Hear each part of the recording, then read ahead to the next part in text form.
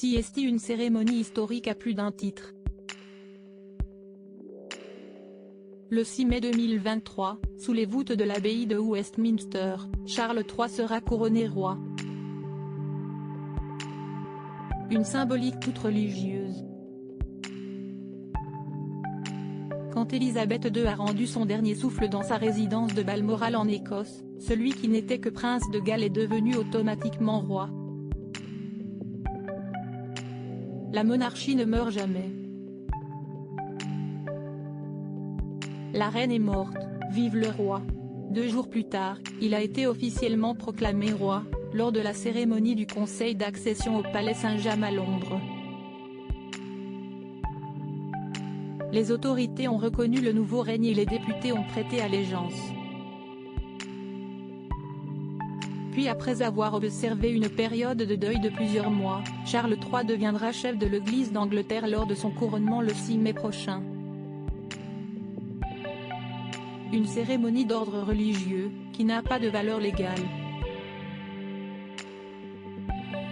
Pour faire simple, l'accession au trône est le mariage civil du souverain avec sa nation, alors que le couronnement est le mariage religieux avec sa nation, explique Kevin Guillot, expert de la famille royale britannique. C'est une dimension spirituelle que les autres monarques européens n'ont pas.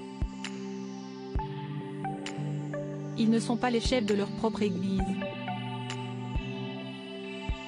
Ainsi la monarchie britannique est une exception européenne. CST, la dernière monarchie d'Europe qui a encore un couronnement. CST, le dernier monarque européen qui porte encore la couronne, les autres monarques ont la couronne posée à côté d'eux sur un coussin, souligne-t-il. En Espagne, au Danemark, en Norvège ou encore aux Pays-Bas, sacrés couronnements ont disparu des agendas royaux. Aucune autre monarchie n'a gardé ce lien sacré et dans aucune autre monarchie européenne le souverain n'est le chef d'une église, analyse Nicolas Fontaine, expert des familles royales et fondateur du site Histoire royale. Dans la plupart des monarchies, dans une volonté de séparer l'église de l'État, les couronnements ont été remplacés par d'autres types de cérémonies. La plupart des rois ne portant plus de couronne non plus, on parle plutôt d'intronisation. Rétro 2022, Charles III, revivez les temps forts de l'année du nouveau roi en Espagne par exemple, il n'y a plus eu de couronnement depuis Isabelle de Castille en 1474. En juin 2014, Felipe V a prêté serment devant les Cortes générales, le Parlement. La couronne et le sceptre étaient bien visibles, mais posés à distance sur un coussin. Pour saluer la foule, une procession en voiture décapotable peut être envisagée. L'acte en lui-même est officiel et administratif, contrairement au couronnement britannique, puisqu'il consiste à promettre de respecter la constitution espagnole, explique Nicolas Fontaine. La princesse héritière Léonore d'Espagne devrait suivre ce même déroulé quand elle sera intronisée reine le moment venu. Du côté de la Suède, CST, encore une autre histoire, même si là encore, le couronnement n'existe plus. En septembre 1973, Carl XVI Gustaf a simplement été intronisé au palais royal de Stockholm devant les autorités du royaume. Dans un discours suivi par la nation, il a promis d'assumer les prérogatives qui lui revenaient. Comme en Espagne, les joyaux de la couronne étaient disposés sur un coussin. Pourquoi la monarchie britannique a conservé la cérémonie du couronnement? Au Danemark, la manière de procéder diffère également. Si les rois danois ont eu droit aux cérémonies de couronnement et à l'onction, la tradition a pris fin avec la réforme de la Constitution de 1849.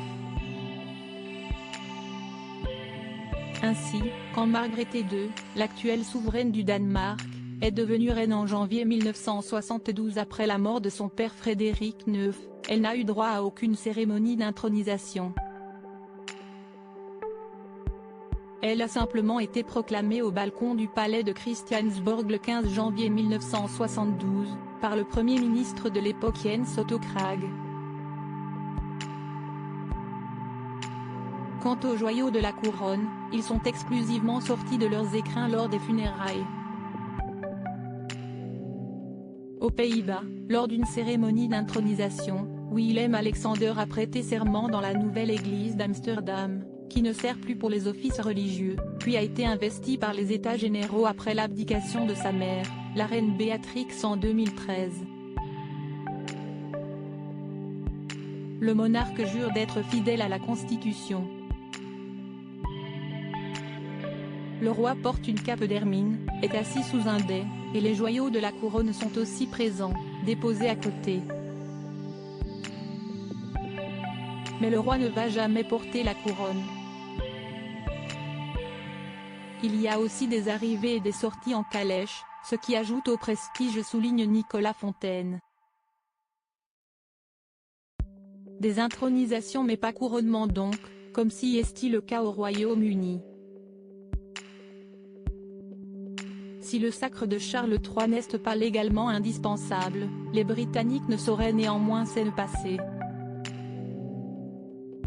L'événement, qualifié d'historique, est un atout indispensable pour faire rayonner la monarchie. Tous les yeux vont se tourner vers le Royaume-Uni. Comme pour des funérailles d'État ou un mariage princier, ce sont de véritables coups de com' pour la monarchie, assure Kevin Guillot. Trône, sceptre, couronne, huile sainte, carrosse et dorure, la monarchie brille de mille feux et revêt ses plus beaux atours. Mais Charles III veillera à apporter des petites modifications par rapport à celui de sa mère en 1953. 70 ans séparent les deux sacres, et une touche ou deux de modernité seront les bienvenus. Crédit photo, agence.